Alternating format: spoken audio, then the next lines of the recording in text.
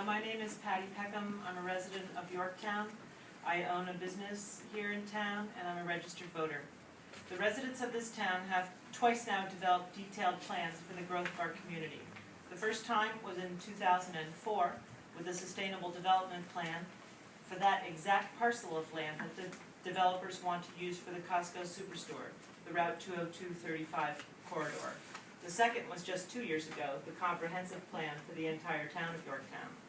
We worked together, hired experts, and spent years and well over $100,000 of taxpayer money to create the best plan for development.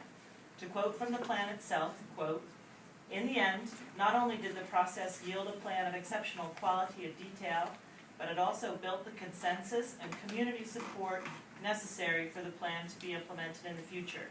This is truly the community's plan," end quote. And it just so happens that in the end, what we came up with is exactly what has worked in Yorktown for over 200 years. It was voted on and adopted by the town board, and now has the force of law. And let's be very clear, the comprehensive plan is a plan for growth. It is not anti-development, quite the opposite. It's very clear in the vision it lays out for Yorktown.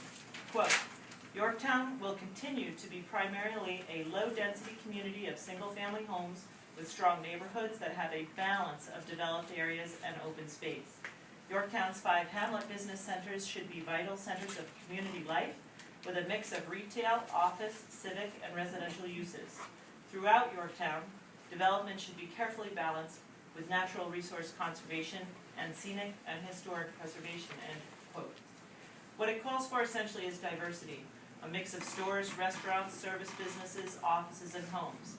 That's the key to a healthy town, not just in tax revenue, but in all those things that make a town worth living in. Businesses are always evolving, coming and going. Some last for generations, some a few months. It's the mix, the numbers, the diversity that ensures we will have a broad base that results in a true community, a place where people don't just want to live, but are proud to call home. Costco is the exact opposite of that, or any big box store right there. 150,000 plus square foot store with 8 acres of parking and a huge gas station. And if the development continues, a grand boulevard of big box stores along 202. But the DEIS filed by these developers say that this enormous development of a superstore is indeed envisioned by the plan.